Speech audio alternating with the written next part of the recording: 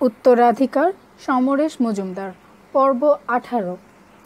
জেলা স্কুলের পাশে তিস্তার কিনারে একটা নৌকো বালিতে আটক হয়ে আছে জল শুকিয়ে যাওয়া থেকে। অনেকটা পথ দৌড়ে অনিমেষ সেখানে থামল। এখন সমস্ত শরীরে কুলকুল করে ঘাম নামছে, জোর ওঠানামা করছে বুকটা। ও নৌকার গায়ে ঠেস দিয়ে অনেকক্ষণ চুপচাপ দাঁড়িয়ে থাকলো। মন্টু বা তপনকে এখনো দেখা যাচ্ছে না। মন্টুরা এখানে প্রায়ই আসে, কেন আসে তা এতদিন জানতো না সে। আজ জানতে পেরে নিজেকে আরও ছেলে মানুষ বলে মনে হচ্ছিল। ইদানিং স্বাস্থ্য ভালো হচ্ছে বুঝতে পারছে ও। রোজ সকাল বিকাল ফ্রি হ্যান্ড এক্সারসাইজ করে বেশ খিদে পায়। হাত ভাঁজ করলে বাইসেপগুলো চমৎকার ফুলে ওঠে। নতুন স্যার বলেছেন যে জাতির স্বাস্থ্য নেই তাদের কিছুই নেই। তাই প্রতিটি কিশোর নাগরিকের উচিত নিজের শরীরের প্রতি যত্ন নেওয়া। পড়ার ঘরে স্কেল দিয়ে দেওয়ালে ছোট ছোট করে মাপ দিয়ে মাঝে মাঝেই উচ্চতা জরিপ করে নেয় অনিমেষ। বন্ধুদের মধ্যে অনেকেরই গোফের রেখা দেখা গেছে, কিন্তু ওর মুখ একদম পরিষ্কার। পিসিমা বলেন মাকুন্দদের নাকি দাড়ি গোফ হয় না, তাই ভোরবেলায় তাদের মুখ দর্শন করলে অযাত্রা হয়। কি করে হয় ওর মাথায় ঢোকে না। বাচ্চা ছেলের মুখ দেখলে যদি অযাত্রা না হবে, তো বয়স্ক মানুষের গোফ ছাড়া মুখ দেখলে তা হবে কেন? তাহলে যাদের মাথা জুড়ে টাক, একটাও চুল নেই, তাদের দেখলেও অযাত্রা হবে? পিসিমার সঙ্গে ও প্রাণপণে এসব তর্ক চালিয়েও জিততে পারে না শেষ পর্যন্ত। পিসিমার শেষ অস্ত্র, তুই এখনো ছোট, এসব বুঝবি না। হঠাৎ হেসে ফেললো অনিমেষ। তারপর মনে মনে বলল, আজ থেকে আমি আর ছোট নই, আমি এখন বড় হয়ে গেছি। একদিন মন্টু বলেছিল পেন্সিলের মুখা ব্লেডের গোল গর্তে টাইট করে চমৎকার গোফ বানানো যায়। অনিমেষ ঠিক করলো এবার মাঝে মাঝে ওই কায়দাটা করবে, তাহলে গোফ দেরিতে বেরোবে না মোটেও। আর হ্যাঁ, ওর জমানো 4 টাকা 6 আনা দিয়ে একটা জাঙ্গিয়া কিনতে হবে। একা যেতে পারবে না সে, মন্টুকে নিয়ে যেতে হবে দিনবাজারে। জাঙ্গিয়া না পড়লে পুরুষ মানুষ হওয়া যায় না। চুপচাপ ও জেলা স্কুলের পাশের রাস্তাটায় চলে এলো। এখন প্রায় বিকেল, আকাশ সামান্য মেঘলা, রোদটা মোটেই গায়ে লাগেনি এতক্ষণ। মাঠের পাশ দিয়ে যেতে গিয়ে অনিমেষ দেখতে পেল নতুন স্যার ওকে হাত মেরে ডাকছেন। এই সময় নতুন স্যারকে এখানে দেখতে পাবে ভাবিনি অনিমেষ। এতদিন হয়ে গেল নিশীথবাবু এখানে আছেন, তবু নতুন স্যার নামটা আংটির মতো ওর সঙ্গে এঁটে আছে। আর একটা মজার ব্যাপার এই যে অনিমেষ একটা বড় ভুল হলো, তবু নতুন স্যার একই রকম আছেন, চেহারা একটুও বুড়ো হননি। অনিমেষ পাশাপাশি দাঁড়িয়ে চোখ দিয়ে মেপে দেখছে যে তার আর নতুন স্যারের উচ্চতায় পার্থক্য খুব বেশি নয়। কাছাকাছি হতে নতুন স্যার বললেন, কোথায় গিয়েছিল অনিমেষ? অনিমেষ বলল, তিস্তার চরে বেড়াতে। নতুন স্যার যেন অবাক হলেন প্রথমটা, তারপর বললেন, ও তরমুজ খেয়ে এলে বুঝি? ওরা প্রায় কমপ্লেন করে স্কুলের ছেলেরা নাকি চুরি করে তরমুজ নিয়ে আসে। অনিমেষ বলল, না, আমি তরমুজ খাইনি। নতুন স্যার কথাটা শুনে ওর মুখের দিকে তাকিয়ে বোধহয় এ ব্যাপারে আর কথা বাড়াতে চাইলেন না। গুড। হ্যাঁ শোনো, তোমাকে একটা কথা বলার আছে। তুমি তো এখন বড় হয়েছো, তোমার সঙ্গে আমি ফ্র্যাঙ্কলি সব কথা বলে আসছি এতকাল, তাই এই ব্যাপারটা বলতে কোনো সংকোচ অবশ্য আমি বোধ করছি না। কিন্তু তোমাকে আশ্বাস দিতে হবে এটা কাউকে বলবে না। নতুন স্যার ওর মুখের দিকে চেয়ে কথা শেষ করতে অনিমেষ অবাক হয়ে গেল। সেই ক্লাস 3 থেকে আজ অবধি কোনোদিন নতুন স্যার ওর সঙ্গে এমনভাবে কথা বলেননি। অনিমেষ খুব বিচলিত গলায় বলল, না না স্যার, আমি কাউকে বলবো না। আপনি যা বলেন তা আমি কখনো অমান্য করি না। শেষ কথাটা বলতে গিয়ে অনিমেষ হঠাৎ আবিষ্কার করলো ওর গলাটা কেমন অদ্ভুত শোনালো নিজের কাছেই। খুব খুশি হয়ে নতুন স্যার ওর কাঁধে একটা হাত রেখে বললেন, আমি জানি এই স্কুলে তুমিই একমাত্র তৈরি। আমি বিরামদাকে বলেছি তোমার কথা। ওর সঙ্গে কয়েক পা হেঁটে হঠাৎ গলার স্বর পাল্টে নতুন স্যার বললেন, আচ্ছা মন্টু ছেলেটা কেমন? আচম্বিতে প্রশ্নটা আশায় থতমত হয়ে গেল। কেন? কোনো রকমে বলল সে। নতুন স্যার বললেন, ওর সম্পর্কে অনেকে অনেক কথা বলে, তাই এত অল্প বয়সেও দেশের কথা না ভেবে নোংরা আলোচনা করে শুনতে পাই। তুমি তো ওর সঙ্গে মেশো, তাই জিজ্ঞাসা করছি। কোনো রকমেই অনিমেষ মিথ্যে কথা বলতে পারছিল না। আবার আশ্চর্য, সত্যি কথাটা বলতে ওর একটুও ইচ্ছে করছে না। আসলে মন্টু যা বলে এবং আজ একটু আগেও যা দেখিয়েছে, তার মধ্যে এমন একটা সরলতা থাকে যে ব্যাপারটা খারাপ হলেও অনিমেষের মনে হয় না যে খারাপ। এখন মন্টুর বিরুদ্ধে কিছু বললেও নতুন স্যার নিশ্চয়ই তা হেড স্যারকে বলবেন, এবং তাহলে মন্টুর কাছেও মুখ দেখাবে কি করে? এই সময় নতুন স্যার আবার বললেন, আমার সন্দেহ হচ্ছে বিরামদার বাড়ির সামনে অশ্লীল অক্ষরটা মন্টুই লেখে। সঙ্গে সঙ্গে সজোরে ঘাড় নাড়ল অনিমেষ। না না, এ একদম মিথ্যে কথা, মন্টু কখনো লিখতে পারে না। ওকে আপাদমস্তক দেখে নতুন স্যার বললেন, তুমি বলছো? বেশ আত্মপ্রত্যয় নিয়ে অনিমেষ জবাব দিল, হ্যাঁ। এই কথাটা ওকে মিথ্যে বলতে হচ্ছে না। কথা বলতে বলতে ওরা বিরামবাবুর গেটের সামনে এসে গিয়েছিল। সেদিকে তাকিয়ে বিরক্তিতে মুখটা বেঁকলেন নতুন স্যার। অনিমেষ দেখলো এখন বিরামবাবুর নামের আগে কাঠকয়লা দিয়ে অক্ষরটি লেখা আছে। বেশ উত্তেজিত গলায় নতুন স্যার বললেন, দেখেছো কি রুচি স্বাধীন ভারতের ছেলেদের? ছি ছি ছি, বিরামদার মতো একজন রেসপেক্টেবল কংগ্রেসি কি এখানকার ছেলেদের কাছে একটু সৌজন্য আশা করতে পারেন না? আচ্ছা, লেখাটা কি তোমার পরিচিত মনে হচ্ছে অনিমেষ? অনিমেষ কিছুক্ষণ দেখে ঠাউর করতে পারল না। অক্ষরটা তো এরকমই হয়, তাকে লিখতে বললেও সে এরকম লিখত। সরলভাবে ঘাড় নাড়ল সে। নতুন স্যার কয়েক পা হেঁটে হাত দিয়ে অকে মুছতে চেষ্টা করে সেটা কেমন ঝাপসা হয়ে ধেপড়ে গেল। তারপর রুমালে হাত মুছতে মুছতে বললেন, এই ব্যাপারটা আর বেশি দিন চলতে দেওয়া যায় না। যে করছে তাকে ধরতে হবে। এ ব্যাপারে তোমাদের সাহায্য চাই অনিমেষ। কি সাহায্য করবে বুঝতে না পেরেও ঘাড় নাড়ল অনিমেষ। আর এই সময় ও দেখলো গেটের ভেতরে বাগানে একটা ছোট্ট কুকুরকে চেনে বেঁধে মুভিং ক্যাসেল হেঁটে আসছেন। মুভিং ক্যাসেলের তুলনায় কুকুরটা এত ছোট যে ব্যাপারটা মানাচ্ছিল না। টকটকে লাল শাড়ি পরেছেন মুভিং ক্যাসেল, চোখ টেনে নেয়। হঠাৎ গেটের কাছে ওদের দেখতে পেয়ে দ্রুত এগিয়ে এলেন তিনি। ওমা নিশীথ, কখন এলে? সারাদিন তোমার কথা ভাবছিলাম। ওখানে দাঁড়িয়ে কেন ভাই? ভেতরে এসো। গলার স্বরটা এত মিহি এবং মোলায়েম এবং কাঁপা কাঁপা যে অনিমেষ আজ অবধি কাউকে এভাবে কথা বলতে শোনেনি। ও অবাক হয়ে শুনল নতুন স্যার এতক্ষণ যে গলায় কথা বলেছিলেন তা যেন মুহূর্তেই উধাও হয়ে গেল। কেমন বিগলিত ভঙ্গিতে নতুন স্যার বললেন, একটু দেরি হয়ে গেল। বিরামদা আছেন? অদ্ভুত একটা ভঙ্গিমায় মুভিং ক্যাসেল বললেন, আহ বিরামদা আর বিরামদা, আমার কাছে বুঝি আসতে নেই? আমি না থাকলে তোমাদের বিরামদা হতো? আরে ভেতরে এসো না। চট করে গেট খুলে ভেতরে গিয়ে অনিমেষের কথা মনে পড়তে নতুন স্যার ঘুরে দাঁড়ালেন। মুভিং ক্যাসেল ব্যাপারটা বুঝতে পেরে জিজ্ঞাসা করলেন, ছেলেটি কে? নতুন স্যার বললেন, আমার ছাত্র অনিমেষ। ও, তুমি একদিন এর কথা বলেছিলে না? বেশ বেশ, খুব মিষ্টি দেখতে তো। বাইরে দাঁড়িয়ে কেন? এসো না আমাদের বাড়িতে। মুভিং ক্যাসেল মাথা নেড়ে অনিমেষকে ডাকলেন। কি করবে বুঝতে পারছিল না অনিমেষ। ওর মনে হলো এখন চলে যাওয়াই উচিত, না হলে নতুন স্যার হয়তো বিরক্ত হবেন। কিন্তু ও কিছু বলার আগে নতুন স্যার ওকে ডাকলেন, এসো অনিমেষ। অনিমেষ ভেতরে এসে গেটটা বন্ধ করতেই মুভিং ক্যাসেলের কুকুরটা ওর পায়ের কাছেই শরীর ঘেঁষতে লাগলো। একরত্তি কুকুরটার কাণ্ড দেখেও অবাক। মুভিং ক্যাসেল শরীর দুলিয়ে হাসতে হাসতে বললেন, আমার জিমির দেখছি পছন্দ খুব, তোমাকে ওর খুব ভালো লেগেছে বলে চেনটা অনিমেষের হাতে দিয়ে দিলেন। নতুন স্যার মুভিং ক্যাসেলের পাশাপাশি হেঁটে যাচ্ছেন বারান্দার দিকে, পেছন পেছন কুকুর নিয়ে অনিমেষ। কয়েক পা হেঁটে প্রকৃতির ডাক শুনতে পেল জিমি। পেছনে 2 পা ভেঙে বসে জল বিয়োগ করতে লাগলো সে। চেন হাতে দাঁড়িয়ে খুব অস্বস্তিতে পড়ল অনিমেষ। এখানে মানুষের সঙ্গে পশুর তফাৎ, মনে মনে ভাবল সে। যতই আদর করুন মুভিং ক্যাসেলকে, সময় অসময় জ্ঞানটা শেখাতে পারবেন না। কুকুরটা আনন্দে গুটগুট করে চলল। অনিমেষ বারান্দার দিকে হাঁটতে আরম্ভ করলো। লম্বা বারান্দার 3 দিক মানি প্ল্যান্টে ঢাকা, তবে ভেতরে দাঁড়ালে সামনের রাস্তা, এমনকি ওদের স্কুলের দেয়ালটা দেখা যায়। অনিমেষের হাত থেকে চেনটা নিয়ে জিমির গলা থেকে খুলে সেটাকে চেয়ারের পাশে ঝুলিয়ে রেখে দিলেন। জিমি এখন তার বুকের উপর গুটিসুটি মেরে শুয়ে আছে। ঘরে ঢুকতে ঢুকতে মুভিং ক্যাসেল অনিমেষের হাত থেকে চেনটা নিয়ে চেয়ারে ঝুলিয়ে রাখলেন। ঘরে ঢুকতে ঢুকতে মুভিং ক্যাসেল ঘাড় নেড়ে রাখলেন, এসো। দেওয়াল জুড়ে গান্ধীজির ছবি। বাবু হয়ে বসে চরকা কাটছেন। মুখে এমন একটা প্রশান্তি আছে কিছুক্ষণ তাকিয়ে থাকতে ইচ্ছে করে। বিরাট ফ্রেমে হাতে আঁকে এরকম জীবন্ত ছবি এর আগে দেখিনি অনিমেষ। এদিকে দেওয়াল, আলমারি আর তাতে মোটা মোটা বই ঠাসা। আলমারির সামনে সাদা রঙের বেতের সোফা সেট। তার একটিতে একজন প্রৌঢ় বসে আছেন। মাথার চুলে সামান্য পাক ধরেছে, খুব রোগা এবং বেটে মানুষ। গায়ে ফিনফিনে আদ্যির গিলে করা পাঞ্জাবি। ওদের দেখে সোজা হয়ে বসলেন। আরে নিষিদ্ধ যে, এসো এসো, তোমার কথাই ভাবছিলাম। গলার স্বর এত সরু যে চোখ বন্ধ করে শুনলে বোঝা যাবে না কোনো পুরুষ মানুষ কথা বলছে। কিন্তু সরু হলে ওর বলার ধরনে এমন একটা সুর আছে যে সহজে আকৃষ্ট করে। নতুন স্যার সোফাটায় বসে জিজ্ঞাসা করলেন, শরীর কেমন আছে বিরামদা? বিরামবাবু বললেন, আমার তো চিরকাল হাঁপানি রোগ, বাতাস চললেই বাড়ে। ভালো আছি, বেশ আছি, যতটা থাকা যায়। কিন্তু কিছু ব্যবস্থা হলো? নতুন স্যার বললেন, এখনো হয়নি, তবে একদিন তো তেমন চেষ্টাও হয়নি। আপনি কিছু চিন্তা করবেন না, কয়েকদিনের মধ্যে এটা যাতে বন্ধ হয় তার ব্যবস্থা করব। আমার সঙ্গে বনবিহারী বাবুর কথা হয়ে গেছে। তাছাড়া হোস্টেলে ছেলেদের গ্রুপ করে ওয়াচ রাখতে বলছি। বিরামবাবু সরি করে বললেন, স্ট্রেঞ্জ, কাদের জন্য কাজ করব বলো? এই তো সব চেহারা। অবশ্য যারা খ্রিস্টকে হত্যা করেছিল, গান্ধীকে গুলি করেছে, তারা যে আমার বাড়ির সামনে অশ্লীল অক্ষর লিখবে, এটাই তো স্বাভাবিক না?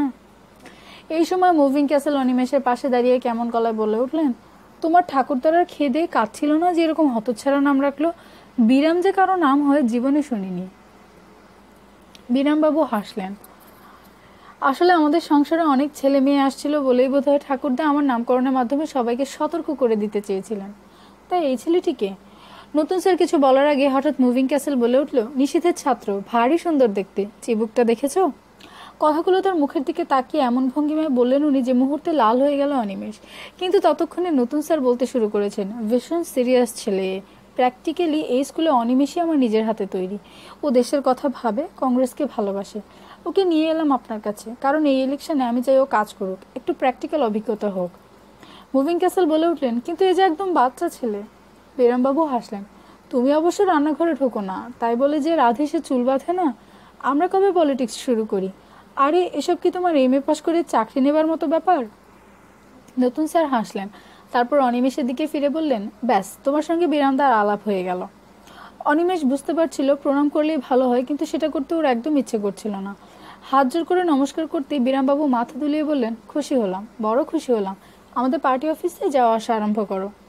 মুভিং ক্যাসেল জিমিকে নিয়ে ঘুরে দাঁড়িয়ে অনিমেষের হাত ধরলেন। ব্যাস, দীক্ষা হয়ে গেল তো, এবার তুমি আমার হেফাজতে। প্রথম দিন এলে একটু মিষ্টি মুখ করে যাও, এসো। মুভিং ক্যাসেল ওর হাত ধরে অন্দরমহলে নিয়ে এলেন। ভেতরে একটা প্যাসেজের পাশ দিয়ে ঘরগুলো। অনিমেষের মনে হলো ওরা ভেতরে আসার আগে কেউ এখানে ছিল, ওদের আসতে দেখে দ্রুত সরে গেল। জিমি এখন যেন ঘুমিয়ে আছে এমন ভঙ্গিমায় মুভিং ক্যাসেলের বুকে পড়ে আছে। ডান পাশের প্রথম ঘরটায় ওকে বসতে বলে মুভিং ক্যাসেল ভেতরে চলে গেলেন। অনিমেষ দেখলো একটা সুন্দর খাট, আর তাতে বিরাট বেড কভার জুড়ে নীল রঙের ময়ূর কাজ করা আছে। ঠিক সামনে একটা হাতলহীন সোফা, ইচ্ছে করলে শোয়াও যায়। অনিমেষ সেটায় বসলো। সামনে একটি অল্প বয়সী মেয়ের ছবি, ভীষণ সুন্দর দেখতে। তাকানোর ভঙ্গিটায় এমন অদ্ভুত আদরেপনা আছে যে ভালো না লেগে যায় না। খুব চেনা চেনা মনে হতেও বুঝে ফেললো ইনিই মুভিং ক্যাসেল। নিশ্চয়ই অনেক কালের ছবি, এখনকার চেহারার সঙ্গে মিল বলতে শুধু চোখে। ছবিটার দিকে তাকিয়ে থাকতে থাকতে মুভিং ক্যাসেল ভেতরে এলেন। কি দেখছো? অনিমেষ মুখ নামিয়ে বলল, আপনার ছবি। খুব অবাক এবং খুশি হলেন মহিলা। ওমা, ছেলের দেখছে একদম জহুরির চোখ, অনেকেই চিনতে পারে না। আমার মেজো মেয়ে বলে, মা কি ছিলেন আর কি হয়েছেন। কথাটা শেষ করতে করতে বাচ্চা মেয়ের মতো খিলখিল করে হেসে উঠলেন তিনি। আর বোধহয় চমকে গিয়ে জিমির চোখ মেলে ওর বুকের মধ্যেখানে খোলা উঁচু সাদা চামড়ায় চট করে জিভটা বুলিয়ে নিল। সঙ্গে সঙ্গে খেপে গেলেন মুভিং ক্যাসেল। আহ, কি অসভ্য কুকুরের বাবা, যা পছন্দ করি না তাই করবে। নাম, তুই কোল থেকে নাম। ধমকে ওকে বিছানায় নামিয়ে দিতে কুকুরটা সুরসুর করে ময়ূরের পেটের ওপর গিয়ে কুণ্ডলি পাকিয়ে শুয়ে পড়ল। যেন খুব পরিশ্রম হয়েছে এমন ভঙ্গিমায় মুভিং ক্যাসেল বিছানায় ধপ করে বসে পড়লেন। তারপর আঁচল দিয়ে জিমির লালা বুক থেকে মুছে বললেন, তোমরা কোথায় থাকো? টাউন ক্লাবের কাছে। অনিমেষ বলল, ওমা, তাই নাকি? একই পাড়ায় আছে এতদিন, অথচ তোমাকে দেখিনি। তোমরা কয় ভাই বোন? আমার ভাই বোন নেই, দাদু পিসিমার কাছে থাকি। কেন? তোমার মা বাবা? বাবা স্বর্গছেরা চা বাগানে আছেন। অনিমেষ মায়ের কথাটা বলতে গিয়েও বলল না। ও দেখলো পাশের দরজা দিয়ে একটি মেয়ে হাতে ছোট ডিশ নিয়ে ঘরে এলো। মেয়েটি বেশ বড়, শাড়ি পরা, গায়ের রং ফর্সা, তবে খুব সুন্দরী নয়। একে অনিমেষ দেখেছে রিক্সা করে বই নিয়ে আনন্দচন্দ্র কলেজে যেতে। মেয়েটির নাম নিশ্চয় মেনকা, কারণ বিরামকরের 3 মেয়ের মধ্যে একজনই শাড়ি পরে এবং তার নাম তো এই। মেনকার হাতের ডিশে 4টে সন্দেশ। মুভিং ক্যাসেল বললেন, মানু, এই ছেলেটির নাম অনিমেষ, আমাদের নিশীথের প্রিয় ছাত্র। বেশ মিষ্টি চেহারা না? মেনকা হাসলো, তারপর অনিমেষকে বলল, এটা খেয়ে নাও তো লক্ষ্মী ছেলের মতো। কপট রাগের ভঙ্গি করলো মেনকা। ইস, একটুখানি ছেলে, আবার না না বলা হচ্ছে। দেখিয়ে হাঁ করো তো, আমি খাইয়ে দিচ্ছি। একটা সন্দেশ হাতে তুলে অনিমেষের মুখের কাছে নিয়ে এলো মেনকা। ব্যাপার সুবিধের নয় দেখে অগত্যা অনিমেষ মুখ হাঁ করলো। মুভিং ক্যাসেল এতক্ষণ দেখছিলেন, এবার বললেন, তা তুমি আমাকে কি বলে ডাকবে বলো তো? সন্দেশটা গিলতে গিলতে অনিমেষ বলতে গেল মাসিমা, কিন্তু তার আগেই মেনকা বলে উঠল, দাঁড়াও, তোমাকে আমি হেল্প করছি। আচ্ছা, বাপিকে তোমার নিশিতে কি বলে? দাদা তো? বেশ, তাহলে মা হলো তার বৌদি। তুমি যদি বাপিকে বিরামদা বলো তাহলে তোমার বৌদি হয়ে গেল। হাসি হাসি মুখটার দিকে তাকিয়ে অনিমেষ কিছুতেই বুঝতে পারছিল না এত বড় মহিলাকে বৌদি কি করে বলা যায়। তাছাড়া নতুন স্যারকে তো দাদা বলে ডাকে না। মেনকা বোধহয় ওর সমস্যাটা বুঝেই বলল, এদিকে নিষিদ্ধা আমাদেরও দাদা, কিন্তু তুমি আমাকে মেনকাদি বলবে। আসলে আমরা সবাই দাদা, বৌদি, দিদি। মাসিমা মেসোমশাই বলা এ বাড়িতে অচল। এই সময় অনিমেষ অনুভব করলো দরজায় আরও কেউ দাঁড়িয়ে। মুখ ফিরিয়ে দেখতে ওর লজ্জা করছিল। মুভিং ক্যাসেল সেদিকে তাকিয়ে বললেন, আয়, জলটা দিয়ে যা, ছেলেটার গলা শুকিয়ে গেল বোধহয়।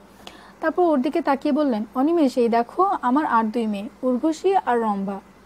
খুব অবাক হয়ে গেল অনিমেষ। কাচের গ্লাসে যে জল নিয়ে এসেছে তাকে দেখে ওর মনে হলো দেওয়ালে টাঙানো ছবিটা থেকে সে যেন শটান নেমে এসেছে।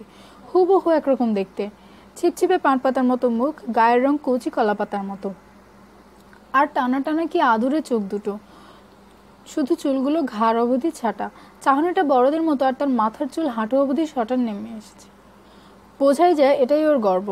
মেনকা ওর মুখ দেখে খিলখিল করে হেসে উঠতে ছোটটিও গলা মেলালো। শুধু ছবির মতো মেয়েটি শব্দ না করে হাসলো। অনিমেষ দেখলো হাসলে ওর গজদাঁত দেখা যায়, সেটা যেন আরো সুন্দর। গজদাঁত তো বাবারও আছে, কিন্তু বাবাকে তো এমন দেখায় না। মেনকা বলল, কি খুব ঘাবড়ে গেলে বুঝি? একদম অপ্সরাদের মধ্যে এসে পড়েছ। আমি মেনকা ও উর্বশী আর এ রম্ভা।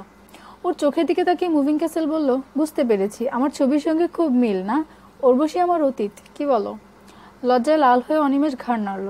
হ্যাঁ। উর্বশী বলল, জল। এত মিষ্টি গলার আওয়াজ যে অনিমেষ চট করে হাত বাড়িয়ে গ্লাসটা ধরল।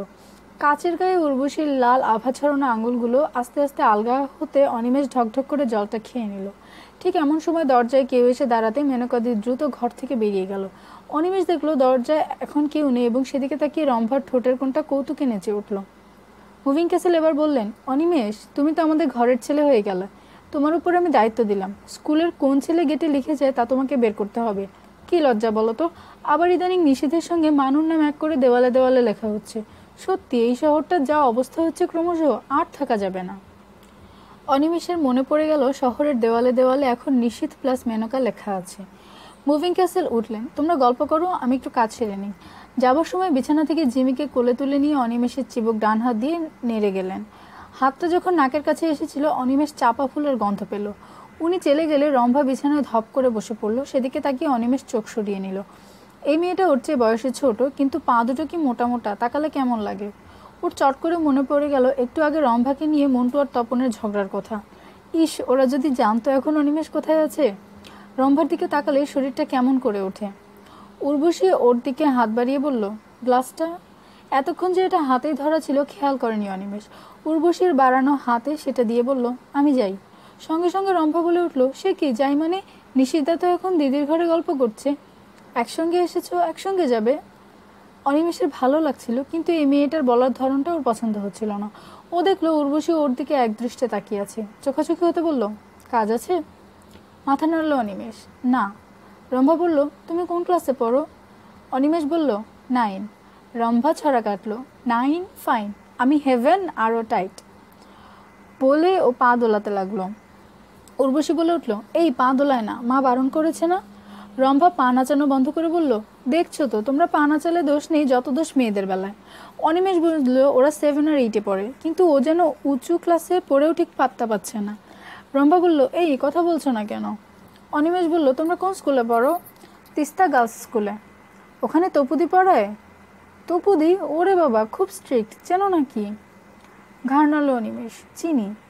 রম্ভা বলল, তোমার সঙ্গে একটা ছেলে দুপুরবেলায় তিস্তার দিকে গেল, তার নাম কি? অনিমেষ অবাক হলো, তুমি দেখেছো? লম্বা মতো, কোকড়া চুল, খুব ডাট মেরে আমাকে দেখে। রম্ভা হাসলো, ও মন্টুর কথা বলছো? অনিমেষ বুঝলো মন্টু ঠিকই বলে যে রম্ভা ওকে দেখেছে। মন্টু ফন্টু জানি না, ছেলেটা কেমন? অবহেলা ভরে কথাটা বলল রম্ভা। ভালো। ঘাড় নাড়ল অনিমেষ। তোমার চেয়েও? বলে খিলখিল করে হেসে উঠল রম্ভা। সঙ্গে সঙ্গে অনিমেষের মনটা বিশ্রী হয়ে গেল।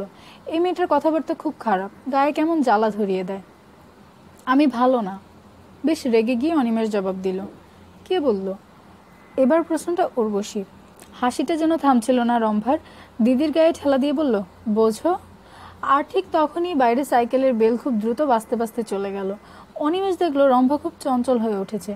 সাইকেলটা আবার বেল বাজিয়ে ঘুরে আসতে উঠে দাঁড়ালো। তারপর যেন কোনো কাজ মনে পড়ে গেছে এরকম ভঙ্গিমায় বলল, আমি আসছি। এই বলে আস্তে আস্তে যেন কিছুই জানে না এইভাবে ঘর থেকে বেরিয়ে গেল। অনিমেষ দেখলো উর্বশীর মুখ থমথমে। রম্ভা চলে যেতে ও খাটের ওপর আলতো করে বসে বলল, তুমি কিছু মনে করো না, রম্ভাটা এইরকম, মায়ের কাছে এত বকুনি খায় তবু ঠিক হয় না। আমার এসব একদম পছন্দ হয় না। অনিমেষ কি বলবে বুঝতে পারছিল না। ও মনে মনে উর্বশীর কথার সঙ্গে যে একমত এটা জানাবার জন্যই যেন চুপ করে থাকলো।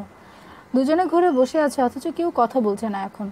অদ্ভুত নিঃশব্দে এই পরিবেশটা ওর খুব ভালো লাগছিল। বাইরের রাস্তায় যে এতক্ষণ সাইকেলের বেল বাজাচ্ছিল সে বোধহয় চুপ করে গেছে, কারণ এখন কোথাও কোনো শব্দ নেই। হঠাৎ উর্বশীর দিকে মুখ তুলে তাকাতেও দেখতে পেল যে ওর দিকে তাকিয়ে হাসছে, যেন বেশ মজা পেয়ে গেছে। কি ভাবছিলে এতক্ষণ? আমি? কই, কিছু না তো। অনিমেষ অবাক হলো।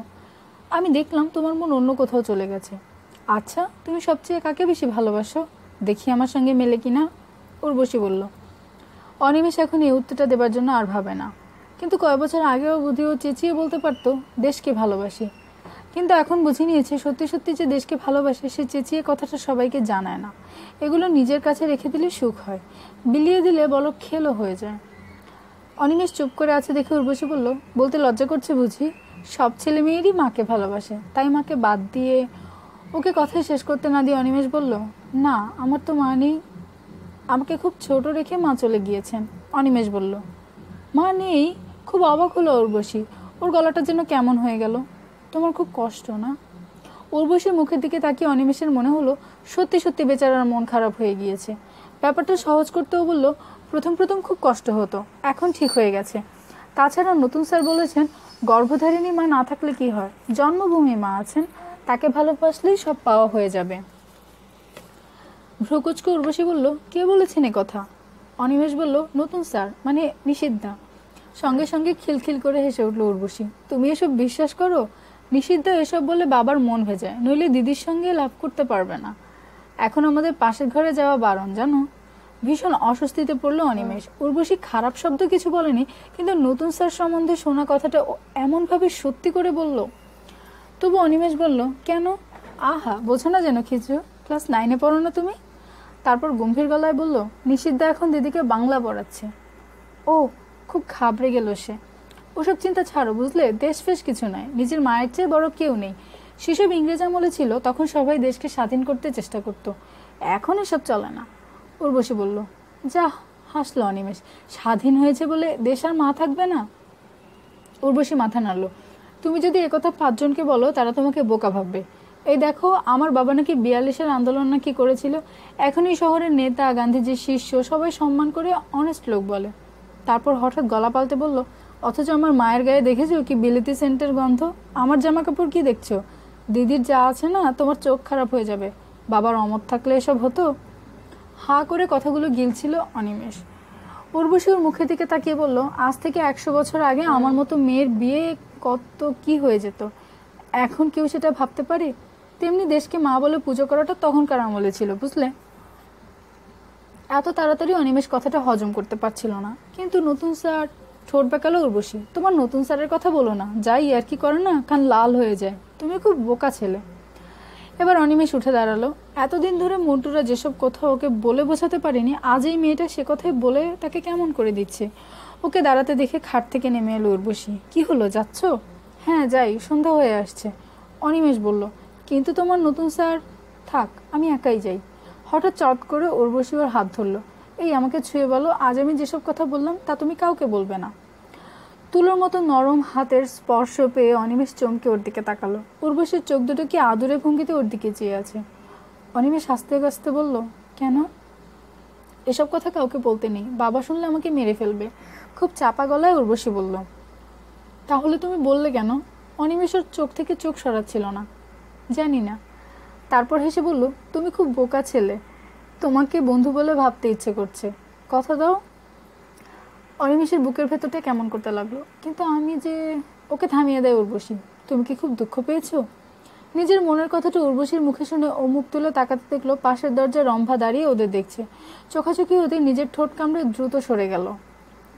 গেট খুলে বাইরে এসে দাঁড়াতেই তিস্তার দিকে নজর গেল অনিমেষের। ছোট জটলা হচ্ছে একটা সাইকেলকে ঘিরে। উর্বশীর ঘর থেকে বেরিয়ে বিরামবাবুকে নমস্কার করে অনিমেষ একটা ঘোরের মধ্যে হেঁটে আসছিল। আসার সময় মুভিং ক্যাসেলকে দেখতে পায়নি ও। উর্বশীর কথাগুলো মনের মধ্যে যে অদ্ভুত প্রতিক্রিয়া সৃষ্টি করছে সেটাও ঠিক সামলাতে পারছিল না। নতুন স্যার মেনকাদিকে ভালোবাসেন, তাকে বাংলা পড়ান, আবার দেশকেও ভালোবাসেন। অনিমেষকে জননীর মতো তাকে গ্রহণ করতে বলেছেন। অনিমেষের মনে হয় এর মধ্যে দোষের কিছু থাকতে পারে না, এটাও মেনে নিতে পারছিল। কিন্তু বিরামবাবু, যিনি এখানকার কংগ্রেসের নেতা, মিউনিসিপ্যালিটির কর্তা, তিনি মুভিং ক্যাসেলের বিলেতি স্যান্ড শাড়ির টাকা জোগান কি করে? নতুন স্যার এসব কথা জানাটাই স্বাভাবিক। এই বাড়ির সঙ্গে সম্পর্ক রেখেছেন, এই ব্যাপারটি ও সহ্য করতে পারছিল না। ও বেশ বুঝতে পারছিল সমস্ত ব্যাপারটার মধ্যে একটা বিরাট ফাঁকি আছে। উর্বশী বলল, বিরামবাবুর মন ভিজিয়ে নতুন স্যার এ বাড়িতে আসার সুযোগ পান। অনিমেষের ভেতরটা টলমল করছিল। আবার উর্বশী যে এত কথা বলল তার জন্য ওকে ওর একটুও খারাপ লাগছিল না। কি সহজে উর্বশী বাবা মায়ের কথা ওকে বলে দিল। কেন? রম্ভা, এমনকি মেনকাদিকেও ওর ঠিক পছন্দ হয়নি। উর্বশীর চোখ, লালচে আঙুল, গজদাঁত অনিমেষের চোখের সামনে দেখতে পাচ্ছিল। বুকের মধ্যে একটা গভীর আরাম ক্রমশ জায়গা জুড়ে নিচ্ছিল। এইসব ভাবতে ভাবতে অনিমেষ গেট খুলে বাইরে এলো এবং তখনই জটলাটা ওর নজরে পড়লো। কয়েক পায়ে গুতেই মন্টুর গলা শুনতে পেল। মন্টু খুব চেঁচাচ্ছে। এক দৌড়ে ও কাছে গিয়ে দেখলো মন্টু একটা সুন্দর মতো ছেলের জামার কলার মুঠোয় নিয়ে ঝাঁকাচ্ছে, আর তপন একটা সাইকেল ধরে দাঁড়িয়ে ক্রমাগত শাসিয়ে যাচ্ছে। ওদের ঘিরে 4-5 জন পথ চলতি লোকের ভিড়, তবে সবার মুখ হাসি হাসি। বোঝা যায় ওরা একটা মজার ব্যাপার দেখছে। যে ছেলেটিকে মন্টুরা ধরেছে তার বয়স ওদের মতো বা সামান্য বেশি হতে পারে। ফর্সা, ফুল প্যান্ট পরা, কোমরে বেল্ট আছে, আর মাথা জুড়ে একটা বিরাট সিঙাড়া। মন্টুর কথার জবাবে একটা কিছু বলল। মন্টু বলল, আবার বেয়াদপি মারা হচ্ছে, মেরে বাপের নাম ভুলিয়ে দেব, বুঝলি? ছেলেটার জামা প্যান্ট বেশ দামি, বোঝা যায় বড়লোকের ছেলে, এবং এ ধরনের আক্রমণে অভ্যস্ত নয়। সে বলল, মিছিমিছি মারছ, আমি এদিকে বেড়াতে এসেছিলাম। তখন দু হাতে ধরা সাইকেলটা ছাকিয়ে বলল, আবার মিথ্যে কথা, আমরা স্পষ্ট দেখলাম 3-4 বার বেল বাজিয়ে বাড়ির সামনে ঘুরঘুর করা হচ্ছিল। জানলায় ও আসতেই বেল থেমে গেল। কোন পাড়ায় থাকিস বল?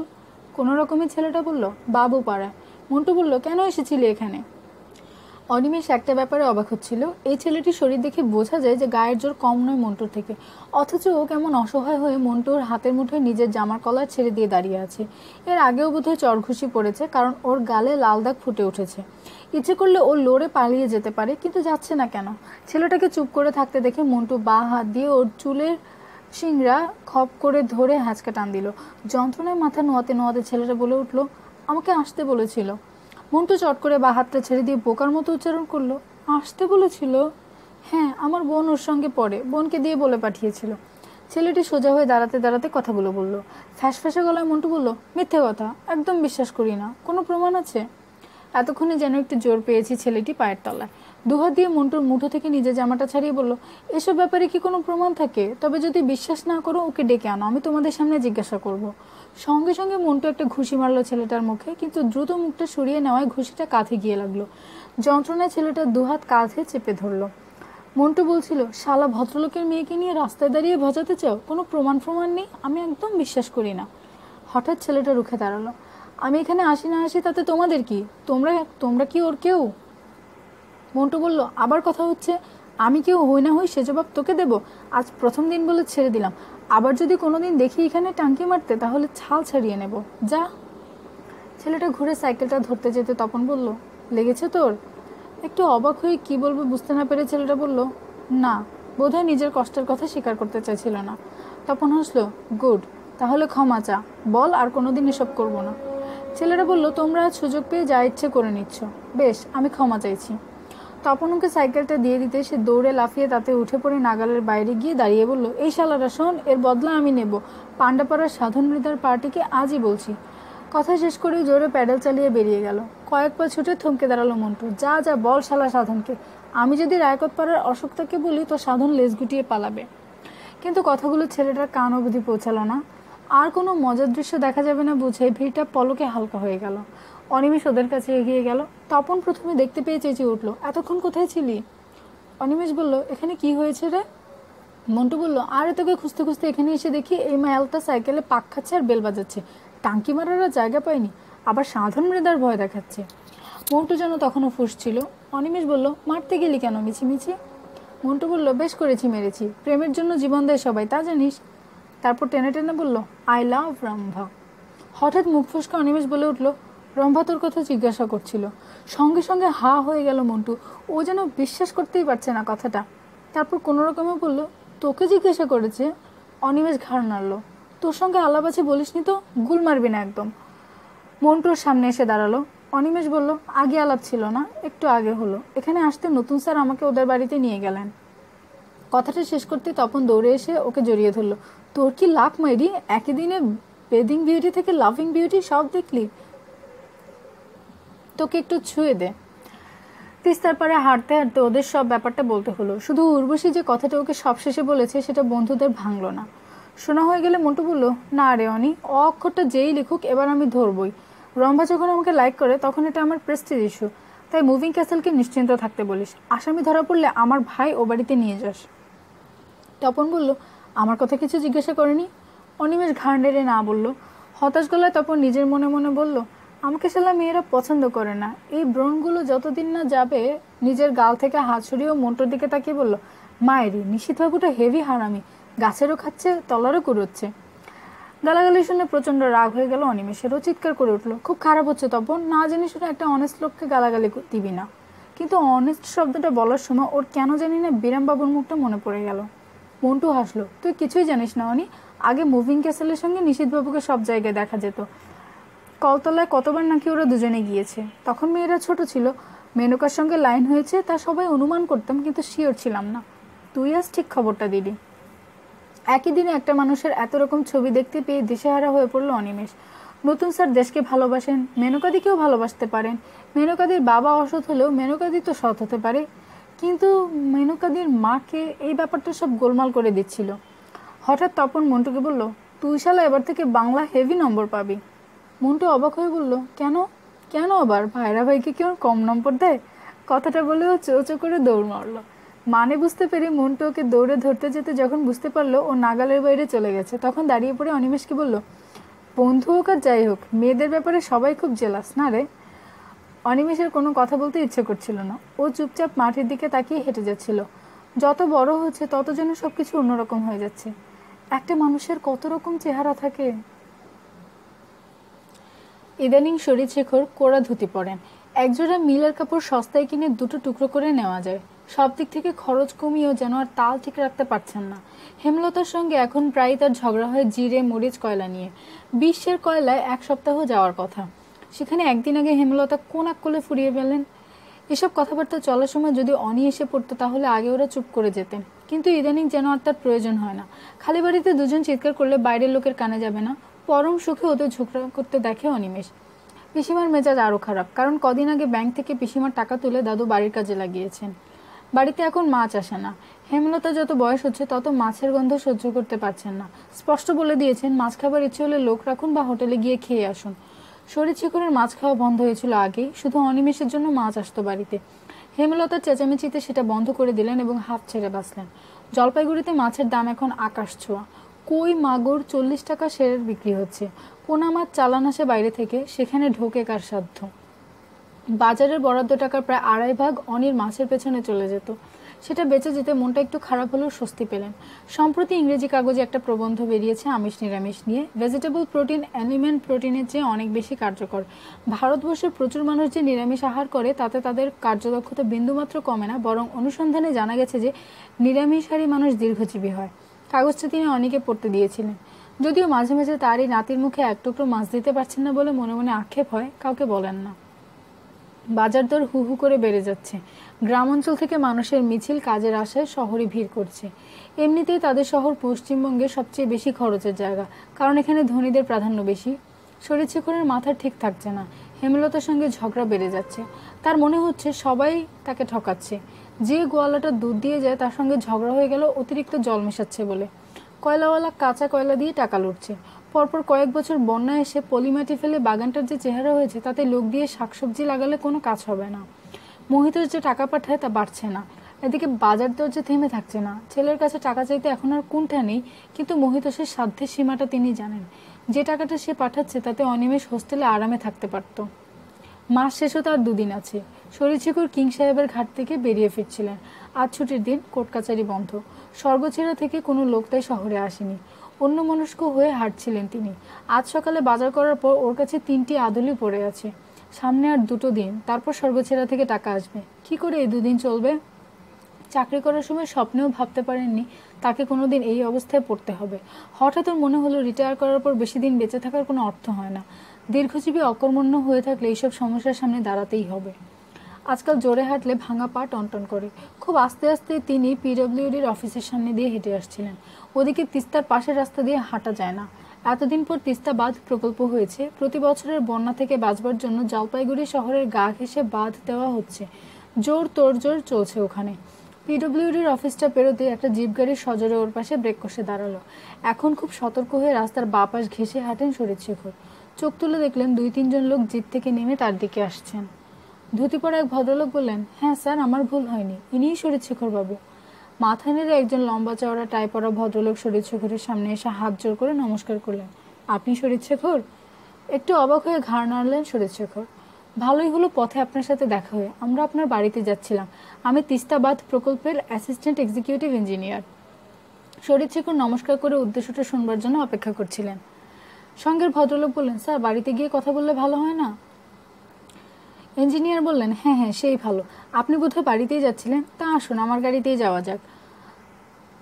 তার জবাবের জন্য অপেক্ষা না করে ভদ্রলোক জিপের দিকে এগিয়ে গেলেন। একজন মানুষ আছেন যারা কথা বললেই একটা কর্তৃত্বের আবহাওয়া তৈরি হয়ে যায়, যেন তিনি যা বলছেন তারপর আর কোনো কথা থাকতে পারে না। শরীরশেখর বুঝতে পারছিলেন না যে তার সঙ্গে তিস্তাবাদ প্রকল্পের কি সম্পর্ক থাকতে পারে। ইঞ্জিনিয়ার জিপে বসে আবার ডাকলেন, কই আসুন। অগত্যা শরীরশেখরকে জিপে উঠতে হলো। ধারের দিকে জায়গা করে দিলেও শরীরশেখরের বসতে অসুবিধা হচ্ছিল। শক্ত হাতে সামনের রড আঁকড়ে বসেছিলেন তিনি। জিপটা হু হু করে টাউন ক্লাবের পাশ দিয়ে ছুটে যাচ্ছিল। ইঞ্জিনিয়ার বললেন, আপনার ফ্যামিলি মেম্বার কত, মানে এই বাড়িতে? শরীরশেখর বললেন, 3 জন। কেন? ইঞ্জিনিয়ার অবাক হলেন, সে কি, আপনার বাড়িতে শুনেছি বিরাট বড়, তা এত বড় বাড়িতে 3 জন মানুষ কি করেন? শরীরশেখর এবার ইঙ্গিতটা বুঝতে পারলেন, ব্যবহার হয় না ঠিক নয়, আত্মীয় স্বজনরা এলে থাকবে তাই করা। ততক্ষণে জিপটা বাড়ির কাছাকাছি এসে গেছে। রাস্তাটা আগে বড় ছিল, কিন্তু যেহেতু জমিটা পিডব্লিউডির, শরীরশেখর অনেক চেষ্টা করেও তাদের স্টাফদের কোয়ার্টার বানাবার ব্যাপারে বাধা দিতে পারেননি। এখন জমি ঘিরে রাস্তাটা এত শুরু হয়ে গেছে যে রিক্সা অথবা জিপ কোনো ক্রমে ঢুকতে পারে। এটা নিয়ে বহু চিঠি লিখেছেন তিনি, কোনো কাজ হয়নি। ইঞ্জিনিয়ার বললেন, বাবা, এত সরু রাস্তা মিউনিসিপ্যালিটি অ্যালাউ করলো? শরীরশেখর বললেন, আপনাদের সরকার বাহাদুরের ব্যাপার, আমরা বললে তো হবে না। ভদ্রলোক যেন বিরক্ত হয়েছেন খুব। না না, এ খুব অন্যায়, বাড়ি করতে দিলে তাকে যাতায়াতের রায় দিতে হবে। ঠিক আছে, আমি ব্যাপারটা দেখছি। গেট খুলে বাড়িতে ঢুকে শরীরশেখর জিজ্ঞাসা করলেন, কি ব্যাপার বলুন তো, আপনাদের আসবার উদ্দেশ্যটা আমি ঠিক বুঝতে পারছি না। ইঞ্জিনিয়ার তখন কোমরে হাত দিয়ে বাড়িটা দেখছিলেন। এখন ভর বিকেল, রোদ গাছের মাথায়। নতুন বাড়িটা খুব উজ্জ্বল দেখাচ্ছে। শরীরশেখরের দিকে তাকিয়ে ভদ্রলোক বললেন, আমরা শহরে ভালো বাড়ি খালি পাচ্ছি না। আজ আপনার বাড়ির খবরটা পেয়ে চলে এলাম। তিস্তাবাদ প্রকল্পের ব্যাপারে এ বাড়িটা আমরা চাই। চাই মানে? হতভম্ব হয়ে গেলেন শরীরশেখর। অবশ্যই ভাড়া চাই, তবে ভেতরটা দেখে নিতে হবে আগে। আপনি বাড়ি ভাড়া নিতে এসেছেন? আমি নয়, পশ্চিমবঙ্গ সরকার। শরীরশেখর কি করবেন বুঝতে পারছিলেন না। বাড়িটা ভাড়া দেবার কথা হেমলতা প্রায় বলে থাকেন তাকে। যেভাবে বাজার দর বাড়ছে তাতে সামলে ওঠা যাচ্ছে না। এই তো আজই তার পকেটে কয়েকটা আধুলি পড়ে আছে। আগে গল্প ছলে বলতেন এই বাড়ি তার ছেলের মতন, অসময়ে দেখবে। কিন্তু যাকে তাকে ভাড়া দিতে একদম নারাজ তিনি, বিশেষ করে ফ্যামিলি ম্যানকে। এর আগে অনেকেই এসেছে তার কাছে, কিন্তু হেগেমুতে একাকার হয়ে যাবে বলে মুখের ওপর না বলে দিয়েছেন সবাইকে। এখন সরকার যদি তার বাড়ি ভাড়া নেয় তাহলে তো ঝামেলার কিছু থাকে না, মাস গেলে ভাড়াটা নিশ্চিত। তাছাড়া জলপাইগুড়িতে এখন বাড়ি ভাড়া হু হু করে বেড়ে যাচ্ছে। খালি পড়ে থাকলে বাড়ি নষ্ট হয়ে যাবে। ভাড়া দিলে প্রতি মাসের টাকাটি কি উপকার হবে ভাবলে পায়ে জোর এসে যায়। কিন্তু তবু একটা কিন্তু এসে যাচ্ছে মনে। যারা এসে থাকবে তারা লোক কেমন হবে? সরকারি অফিস তো, 5 ভূতের ব্যাপার। বাড়ির উপর কারো দয়ামায়া থাকবে না। ইঞ্জিনিয়ার ভদ্রলোক ততক্ষণে সিঁড়ি বেয়ে উপরে উঠে গেছেন। শরীরশেখর ওর পেছন পেছন উঠতে তিনি জিজ্ঞাসা করলেন, কি ভাবছেন আপনি? শরীরশেখর সত্যি কথাটা একটু অন্যভাবে বললেন, এ বাড়ি ভাড়া দেবো কিনা আমি তো এখনো ঠিক করিনি। তাছাড়া ছেলেদের সঙ্গে কথা বলতে হবে। ভদ্রলোক এবার গম্ভীর হয়ে বললেন, কিছু মনে করবেন না, আমাদের উপর নির্দেশ আছে যে কোনো খালি বাড়ি আমরা প্রয়োজন বোধ করলে রিকুইজিশন করে নিতে পারি। যে কয় বছর ইচ্ছে আমরা থাকবো, আপনার কিছু বলার থাকবে না। তাই আপনি আমার সাজেশনটা নিন, ভাড়া দিতে রাজি হয়ে যান, নইলে পরে আফসোস করবেন। এদিকটা জানতেন না শরীরশেখর। সঙ্গে সঙ্গে ওর মাথা গরম হয়ে গেল। এরা কি ভয় দেখিয়ে তার বাড়ি দখল করতে চায়? সরকারের কি এ ক্ষমতা আছে? ওর মনে পড়লো সে 50 সালে কংগ্রেস থেকে তার বাড়িতে অফিস করার চেষ্টা করা হয়েছিল, কিন্তু তখন কেউ ভয় দেখায়নি। অনেক কষ্টে নিজেকে সামলালেন তিনি। তারপর হেমলতাকে ডেকে দরজা খুলতে বললেন। অনিমেষ বাড়িতে নেই। খুব বিরক্ত হলেন কথাটা শুনে। আজকাল যেন কোথায় কোথায় যায় টের পান না তিনি। মাথায় লম্বা হয়েছে, গালে 2-1 ব্রণ বের হয়েছে। এই সময় মন চঞ্চল হয়। শরীরশেখর ইঞ্জিনিয়ারকে বাড়িটা দেখালেন। 2টো ঘর তার চাই, বাকি ঘরগুলো ওরা নিতে পারেন।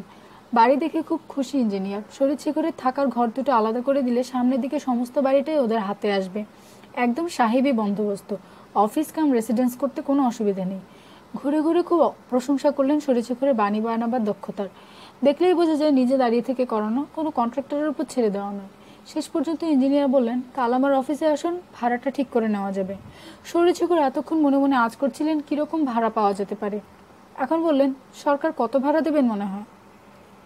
ইঞ্জিনিয়ার বললেন, আমি এখনই বলতে পারছি না, ওপরওয়ালার সঙ্গে কথা বলতে হবে। সাধারণত সরকার বাড়ি ভাড়া ঠিক করেন ভ্যালুয়ার দিয়ে, স্কোয়ার ফিট মেপে। কিন্তু এখন তার সময় নেই, আমাদের ইমিডিয়েটলি বাড়ি দরকার। তাই এমার্জেন্সি ব্যাপার বলে আমরা নিজেরাই ঠিক করে অ্যাপ্রুভ করে নেব। শরীরশেখর বললেন, তবু যদি আভাস দেন। ভদ্রলোক হাসলেন, দেখুন এসব কথাবার্তা তো এভাবে হয় না। আপনি চাইবেন ভাড়াটা বেশি হোক, আমরা চাইব কম হোক। ভ্যালুয়ার অবশ্যই বেসরকারি ভাড়া থেকে অনেক কম রেট দেবে, তাই মাঝামাঝি একটা ব্যবস্থা করতে হবে। শরীরচুকু নিজের অজান্তে কেমন বিগলিত গলায় বললেন, আপনাকে আর কি বলবো, এই বাড়িটাই আমার ভরসা। এখন শহরে বাড়ি ভাড়া হু হু করে বাড়ছে, কিন্তু কোনো ফ্যামিলিকে ভাড়া দিতে চাই না। আপনি একটু দেখবেন। ভদ্রলোক হেসে গেটের দিকে এগিয়ে যেতে যেতে থমকে দাঁড়ালেন। শরীরচুকুর ওর পিছু পিছু আসছিলেন। এখন একটু খাতির করা উচিত। মনে হচ্ছে এই ভদ্রলোকের হাতেই সব নির্ভর করছে। শরীরচুকুর বললেন, একটু চা খেয়ে যদি যান। দ্রুত মাথা নাড়লেন ভদ্রলোক। না না, সন্ধে হয়ে গেলে আমার চা চলে না, তাছাড়া পাবলিক অন্যভাবে নেবে। তাহলে কাল ঠিক 10টায় আমার অফিসে আসুন, আমি কাগজপত্র রেডি করে রাখবো। 1 তারিখ থেকে আমরা ভাড়া নেব। আমার অফিসটা চেনেন তো? শরীরশেখর ঘাড় নাড়লেন। এই শহরে কোনো কিছুই অচেনা থাকে না। হঠাৎ ইঞ্জিনিয়ার ওর দিকে এগিয়ে এলেন। শরীরশেখর বাবু, আপনার ভাড়াটা যাতে রিজনেবল হয় আমি নিশ্চয়ই দেখব, কিন্তু দেখাটা যেন পারস্পরিক হয়। বুঝতে পারছেন আশা করি। কাল একটু সকাল সকাল আসুন, and keep it a secret. হন হন করে হেঁটে গিয়ে ভদ্রলোক জিপে উঠলেন। জিপটি চলে গেল। শরীরশেখর পাথরের মতো দাঁড়িয়েছিলেন। এমন সময় হেমলতার ডাকে তার চেতনা এলো। বাবা যে এদের বাড়িটা দেখাচ্ছেন কি জন্য তা তিনি অনুমান করতে পারছিলেন। এতদিনে বাবা যে হুঁশ হয়েছে তাতে তিনি খুশি। এইভাবে বুড়ো মানুষটার অর্থকষ্ট তিনি দেখতে পাচ্ছিলেন না। তবু খানিকটা দূরত্ব রেখে তিনি জিজ্ঞাসা করলেন, বাবা বাড়ি ভাড়া দিচ্ছেন নাকি? শরীরশেখর ঘুরে মেয়েকে দেখলেন। তারপর হঠাৎ চিৎকার করে উঠলেন, সেদিনের একটা পুচকে ছেলে আমার কাছে ঘুষ চাইলো, বুঝলে? ঘুষ? ভাড়ার সঙ্গে ঘুষের কি সম্পর্ক আছে বুঝতে পারলেন না হেমলতা। শরীরশেখর তখন বলছিলেন, ভাড়া না দিলে সরকার জোর করে বাড়ি নিয়ে নেবে। আমি ন্যায্য ভাড়া চাইলাম তো বললো ওকে দেখতে হবে আমাকে। চা খেতে চায় না, ঘুষ খেতে চায়। ভগবান, স্বাধীন হয়ে আমরা কোথায় এলাম? নেহেরুর পুষ্যপুত্রদের চেহারা দেখলে? হেমলতা বললেন, যে যুগ সেরকম তো চলতে হবে। তা যদি বেশি ভাড়া দেয় তাহলে আর আপত্তি করবেন না? আপত্তি? শরীরশেখর হা হা করে উঠলেন। আমার পকেটে মাত্র 1.5 টাকা পড়ে আছে, আমি আপত্তি করব কেন? কোনো মানে হয় না। আপত্তি করা তো বোকামি। চাকরি করার সময় যে ঘুষ নেয়নি সে বোকামিটা হাড়ে হাড়ে টের পাচ্ছি। এখন কাল সকালে দর কষাকষিটা কীভাবে করবো তা চিন্তা করতে হবে। হেমলতা একটু ভেবে বললেন, সাধুবাবুর কাছে একবার যান না, ওর তো এসব রাস্তা জানা আছে। শরীরশেখর মেয়ের উপর খুশি হলেন। সত্যি সাধুচরণই ভালো পথ বাতলাতে পারে। খুব ধূর্ত লোক। আর দাঁড়ালেন না তিনি। দরজাটা বন্ধ করে দাও, আমি এখনই ঘুরে আসি। গেট খুলে বাইরে আসতেই নজরে পড়ল অনিমেষ বাড়ির দিকে দৌড়ে আসছে। কাছাকাছি হতেই শরীরশেখর চাপা গলায় জিজ্ঞাসা করলেন, কোথায় গিয়েছিলে? তোমার এখন সিরিয়াস হওয়া উচিত। 2nd ক্লাসে পড়ছো, এভাবে চললে রেজাল্ট ভালো হবে না।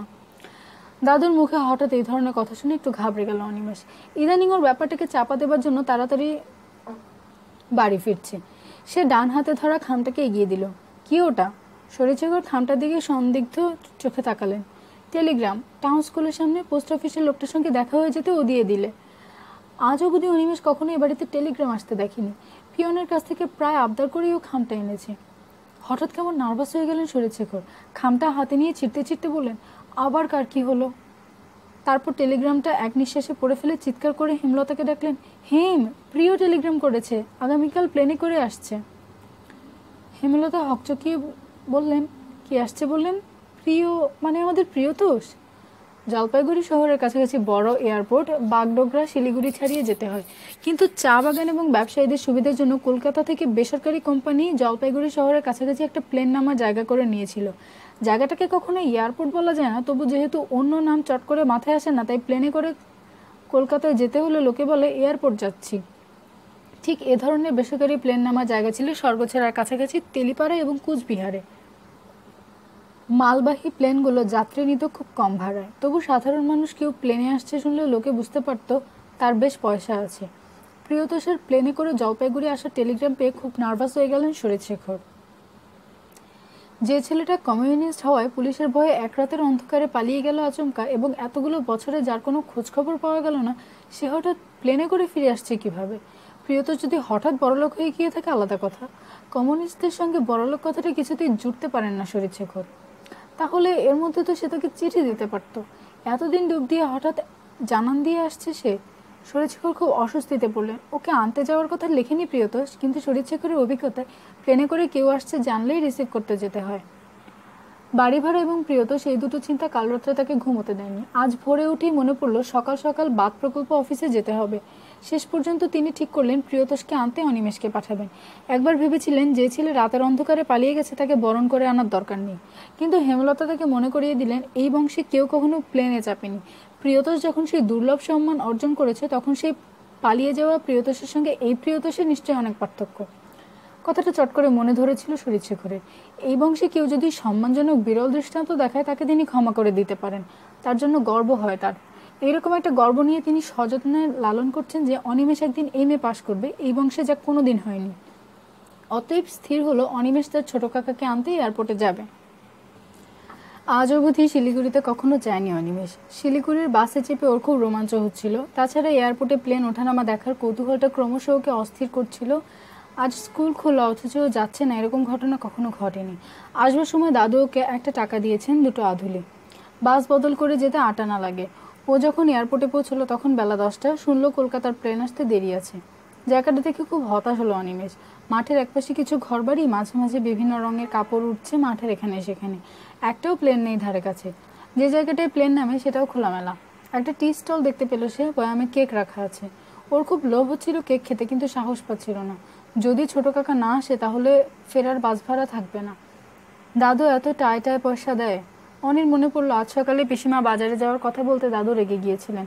বাড়িতে যা আছে তাই খেতে হবে বলে ওকে ধমক দিয়েছিলেন। পিসিমা অনিমেষকে আসবার সময় বলে দিয়েছেন ফরেস্ট বাংলা চৌকিদারকে ডেকে দিতে। ও জানে চৌকিদার বাড়িতে মুরগি পুষে ডিম বিক্রি করে। ডেকে দিয়েছিল অনিমেষ। আজ দুপুরে নিশ্চয়ই ডিমের ডালনা হবে। ছোট কাকা আসছে বলে অনেকদিন বাদে ডিম খাওয়া যাবে। প্লেন আসছে না, অনেকেই গাড়ি নিয়ে এয়ারপোর্টে এসেছে। 3-4টে ট্যাক্সি সামনে দাঁড়িয়ে। কলকাতায় বৃষ্টি হয়েছে বলে প্লেন ছাড়তে দেরি হচ্ছে। অনিমেষ ইতস্তত ঘুরে বেড়াচ্ছিল। কিছু সুরেশে মহিলা ওর পাশ দিয়ে চলে গেল। ওর মনে হলো এবার জোর করে ফুল প্যান্ট বানাতে হবে। মেয়েদের সামনে হাফ প্যান্ট পরে হাঁটতে আজকাল বিশ্রী লাগে। দাদু যে কেন চাই বোঝে না। ছোট কাকা কি সে চিনতে পারবে তো? পিসিমা জিজ্ঞাসা করেছিলেন সকালে। যদি জ্যাঠামশাইকে একদিন পর চিনতে পারে তাহলে ছোট কাকাকে পারবে না? আপন মনে হাসলো অনিমেষ। ইয়ে আজাদি ঝুটা হ্যাঁ, মনে রাখিস শনি। হঠাৎ ওর মনে হলো এই ভারতবর্ষ বিরাট দেশ। সেই পাঞ্জাব থেকে কন্যাকুমারিকা ম্যাপে যে ভারতবর্ষ মুখ বুজে পড়ে থাকে, ছোট কাকা বোধহয় সে ভারতবর্ষের মানুষকে এই কথাটা শুনিয়ে এলো। ইয়ে আজাদি ঝুটা হ্যাঁ। কিন্তু ছোট কাকাকে সে এবার জিজ্ঞাসা করবে এই কথাটা সত্যি কিনা। আজাদি যদি মিথ্যা হতো তাহলে ছোট কাকারা সব কথা এত খোলাখুলি বলছে, কিন্তু কই, পুলিশ তো তাদের অ্যারেস্ট করছে না। ইংরেজ আমলে সেরকম ব্যাপার কি হতো? নিশীথবাবু বলেন অনিমেষ ওকে আজকাল নতুন স্যার বলে ডাকে না। ভারতবর্ষ স্বাধীন, সার্বভৌম, গণতান্ত্রিক রাষ্ট্র। এখানে প্রত্যেক মানুষ তার ইচ্ছে মতন কথা বলতে পারেন, যেখানে ইচ্ছে যেতে পারেন, শুধু তার আচরণের দ্বারা অন্যের অথবা দেশের যেন ক্ষতি না হয়। কংগ্রেস সরকার এই মহান অধিকার দেশবাসীর হাতে তুলে দিয়েছে। দীর্ঘ সংগ্রামের পর কংগ্রেস যে অধিকার অর্জন করেছে তা সে নিজের মুঠোয় লুকিয়ে রাখেনি। এক্ষেত্রে কমিউনিস্ট পার্টির ইতিহাস কি বলে? দেশ বিভাগের আগে এরা নেতাজি নামে নোংরা ছেটায়নি, যুদ্ধের সময় মিত্রপক্ষের সঙ্গে হাত মেলায়নি, স্বাধীনতার পর তারা এমন বাড়াবাড়ি করেছিল যে দেশের স্বার্থে তাদের দলকে ব্যান করে না দিলে চলতো না, কিন্তু সে কটা কমিউনিস্টদের ছুঁড়ে ফেলে দিল। এ কথা ভীষণ সত্যি। অধিকার কেউ হাতে তুলে দেয় না, তাকে অর্জন করতে হয়। কমিউনিস্টরা তা পারেনি, এটা তাদের ত্রুটি। আর এই যে ওরা কংগ্রেস সরকারকে যাতা বলতে পারছে, তা আমাদের এই স্বাধীনতা সত্যি বলেই পারছে। নিশ্চিতবাবুর এই কথাগুলো আজ ছোট কাকাকে জিজ্ঞাসা করবে অনিমেষ। মন্টুর কথাটা চট করে মনে পড়ে গেল সঙ্গে সঙ্গে। মন্টু বলে কংগ্রেস হলো চোরের দল, যে যেখান থেকে পারে চুরি করে যাচ্ছে। অবশ্যই এসব কথা আমি বিরাম করকে উদ্দেশ্য করে বলছি না, উনি যে রম্ভার বাবা। কংগ্রেসের সব ভালো, ইতিহাস ভালো, নেতারাও ভালো, কিন্তু কেন যে সবাই ওদের চোর বলে কে জানে। আচ্ছা চোর যদি, তবে ভোট দিয়েছে কেন? হঠাৎ মাইকে কি যেন বলে উঠতে অনিমেষ দেখলো সবাই ছোটাছুটি শুরু করে দিল। খুব জড়ানো ইংরেজি বলে ও ঠিক বুঝতে পারছে না, কিন্তু এখন তো সবাই বুঝতে পারছে যে কলকাতার প্লেন এখনই নামবে। আর কয়েক মিনিট বাদে ডানায় রূপলি রোদ মেখে একটা মাঝারি চকচকে পাখি এয়ারপোর্টের ওপর দুবার পাখি অনেক দূর থেকে নিচে নেমে আসতে লাগলো। একসময় তার বুক থেকে চাকা বেরিয়ে মাটির উপর গড়িয়ে যেতে লাগলো, যতক্ষণ না সেটা নিরীহ মুখ করে চুপচাপ দাঁড়িয়ে পড়ে। তারপর বুকের ভেতরটা খুলে দিয়ে সিঁড়ি জুড়ে দিল, আর লোকগুলো কেমন গম্ভীর পায়ে নেমে আসতে লাগলো মাটিতে। অনিমেষ দেখলো রেল স্টেশন অথবা বাসের প্যাসেঞ্জাররা যেরকম জামা কাপড় পরে যায়, এরা তার চেয়ে দামি দামি জামা কাপড় পরেছেন। একজন খুব মোটা ভীষণ কালো গোফওয়ালা মানুষ, ধুতি, ভুঁড়ি সামলানো পাঞ্জাবি আর মাথায় ইয়া বড় গান্ধী টুপি। নামতে অনেকে মালা নিয়ে ছুটে গেল তার দিকে। 4-5 জন পুলিশ অফিসার তাকে স্যালুট করে ঘিরে দাঁড়ালো। উপাস থেকে কে যেন বলে উঠল, মিনিস্টার আয়া, মিনিস্টার। এই প্রথম মন্ত্রী দেখলো সে। রাজা ভারতবর্ষের মানুষরা আর মন্ত্রী মাত্র কয়েকজন। তাদের একজনকে দেখতে পেয়ে অনিমেষের খুব গর্ব হচ্ছিল। কেমন বিনয়ী হয়ে হাত জোর করে এগিয়ে আসছেন। ও যেখানে দাঁড়িয়েছিল তার পাশ দিয়ে ওকে যেতে হবে। অনিমেষ যন্ত্রচালিতের মতো দুটো হাত জোর করে নমস্কার জানালো। আর সেই সময় ওর নজরে পড়লো মন্ত্রীর পেছন পেছন যে হেঁটে আসছে তার দিকে। ছোট কাকা, একদম চেনা যাচ্ছে না। অ্যাশ কালারের স্যুট, লম্বা সরু নীল টাই, চোখে চশমা, হাতে বড় অ্যাটাচি ব্যাগ। এই পোশাকে অনিমেষ ছোট কাকাকে কখনো দেখেনি। চট করে চেনা অসম্ভব, কিন্তু ছোট কাকার চোখ মুখ এবং হাঁটার ভঙ্গি একই রকম আছে। ও দেখলো মন্ত্রী ঘুরে দাঁড়িয়ে ছোট কাকাকে কিছু বলতেই ছোট কাকা হেসে জবাব দিয়ে নমস্কার করে এবার একা এগিয়ে আসতে লাগলো লম্বা লম্বা পা ফেলে। তার মানে মন্ত্রীর সঙ্গে ছোট কাকার ভাব আছে। অনিমেষ কেমন হতভম্ব হয়ে পড়ল। কংগ্রেসি মন্ত্রীর সঙ্গে ছোট কাকার ভাব হলো কি করে? আর সেই ছোট কাকার সঙ্গে এই ছোট কাকার পোশাকে একদম মিল নেই কেন? ভীষণ নার্ভাস হয়ে ছোট কাকার দিকে এগিয়ে গেল সে। চোখাচোখি হলেও প্রিয়তা শূন্যমনস্ক হয়ে কয়েক পা এগিয়ে হঠাৎ দাঁড়িয়ে পড়ল। তারপর ঘুরে অনিমেষের দিকে ভালো করে তাকিয়ে চিৎকার করে উঠল, আরে অনি না! অনিমেষের ভালো লাগলো বলার ধরনটা। ও হেসে সামনে এগিয়ে নিচু হলো প্রণাম করতে। সঙ্গে সঙ্গে ওকে এক হাতে জড়িয়ে বুকে চেপে ধরল প্রিয়তোষ। আরে কি আশ্চর্য, তুই যে দেখছি ভেরি গুড বয়, প্রণাম টনাম করিস। আমি তো তোকে প্রথমে চিনতেই পারিনি, কি লম্বা হয়ে গেছিস। তা তুই কি আমাকে রিসিভ করতে এসেছিস? ঘাড় নাড়ল সে। দাদু আসতে বলেছেন। আমি ভাবছিলাম টেলিগ্রামটা আমার আগে আসবে কি না। যাক, বাবা এখন কেমন আছেন? প্রশ্ন করলো প্রিয়তোষ। অনিমেষ দেখলো ছোট কাকার মাথা উঠছে সামান্য উপরে। অনিমেষ বলল, দাদু ভালো আছেন। এই সময় ও দেখলো 4-5 জনের একটা দল এগিয়ে আসছে। দলের সামনে বিরাট মোটা একটা ফুলের মালা হাতে বিরামকর মহাশয়। বিরামবাবুর ছোট শরীরটার পেছনে মুভিং ক্যাসেল। বিরামবাবু এগিয়ে গিয়ে মন্ত্রীমশাইয়ের গলায় মালা পরিয়ে দিলেন। একটা হাততালির ঝড় উঠল। বিরামকর কিছু বলতেই মন্ত্রীমশাই মুভিং ক্যাসেলকে নমস্কার করলেন। অনিমেষের মনে হলো এই মুহূর্তে মুভিং ক্যাসেলকে একদম বাচ্চা মেয়ে বলে মনে হচ্ছে। এই দলের মধ্যে নিশীথবাবুকে দেখতে পেল না সে। কোন পাড়ায় থাকে? আমাদের পাড়ায়, আমার সঙ্গে আলাপ আছে। অনিমেষ বেশ গর্বের সঙ্গে কথাটা বলল। বাইরে তখন গাড়িগুলো নড়াচড়া করছিল। প্রিয়তোষ বলল, একটা ট্যাক্সি দেখ, সোজা বাড়ি যাব। ছোট কাকাকে বাসে যাবে না এটাও অনুমান করতে পারছিল। এখান থেকে পুরো ট্যাক্সি রিজার্ভ করে যাওয়া যায়। অনির খেয়াল হলো ওর 8 আনা পয়সা বেঁচে যাচ্ছে। দাদু যদি ফেরত না যান তাহলে কি ভালোই না হয়।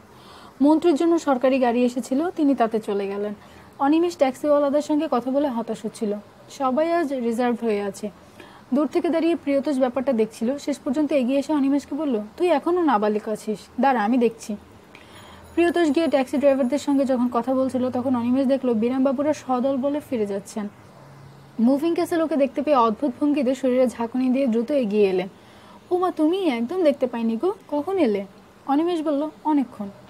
মুভিং ক্যাসেল বললেন, কালই নিশীথকে তোমার কথা জিজ্ঞাসা করছিলাম, ছেলের দেখা নেই কেন? তা মিনিস্টারকে দেখতে এসেছো বুঝি?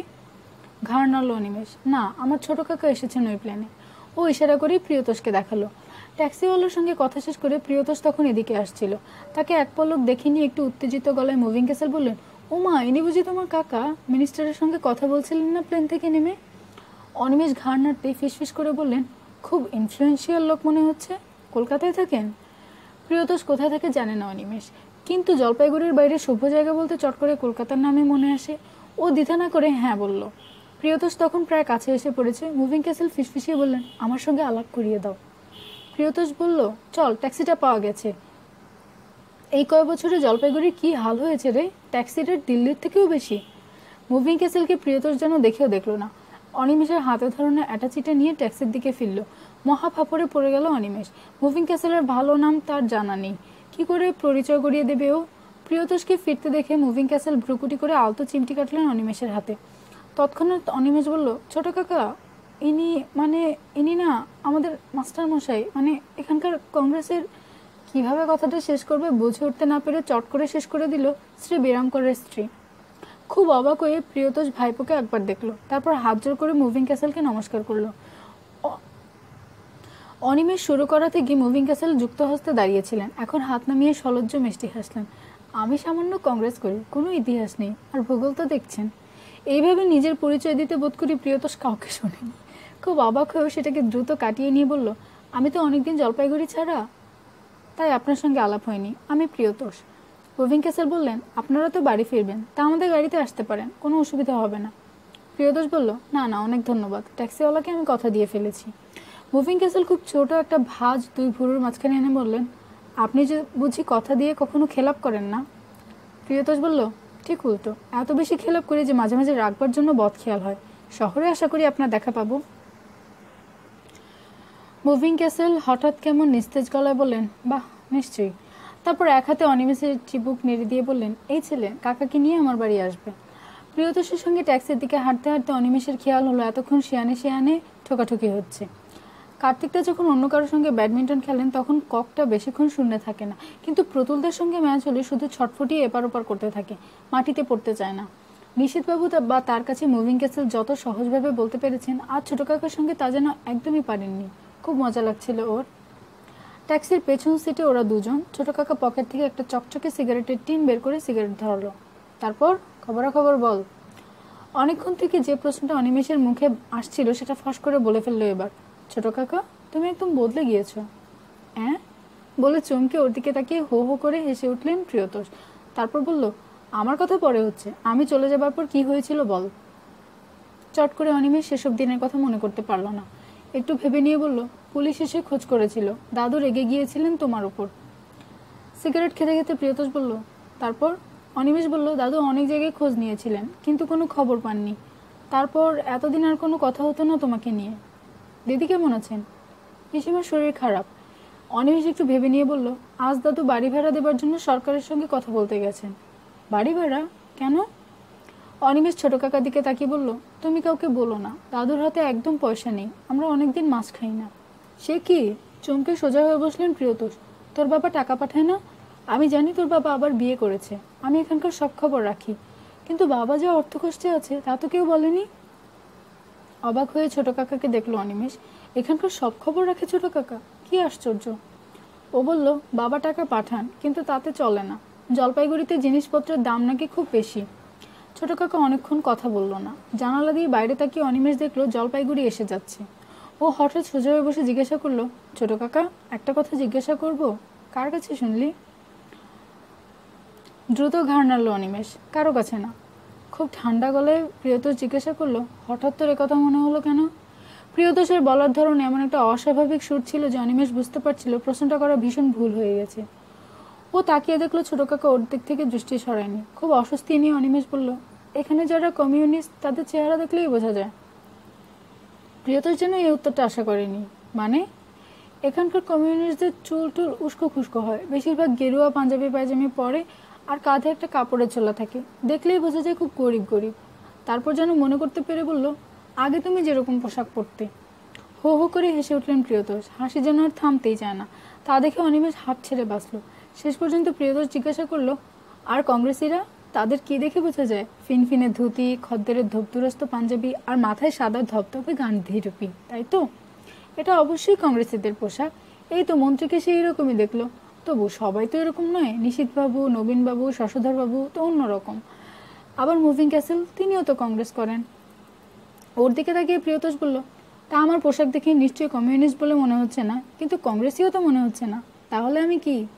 হঠাৎ মুখ ঘুরিয়ে প্রিয়তোষ ড্রাইভারকে বলল, একটু বাজারের দিকটায় যাবো ভাই, দিনবাজারের পুলটা দিয়ে না হয় ঘুরে যাবেন। তারপর জানালার দিকে তাকিয়ে বলল, আমি আর কোনো পার্টি করি না। এ কথাটাই এতক্ষণ মনে হচ্ছিল অনিমেষের। সে অবাক গলায় জিজ্ঞাসা করলো, তুমি বুঝি অফিসার? মাথা নাড়ল প্রিয়তোষ। না রে, আমি চাকরি করি, কিন্তু ঠিক সেরকম চাকরি নয়। তুই এখন এসব কথা বুঝবি না। বাহ, শহরটার তো অনেক উন্নতি হয়েছে।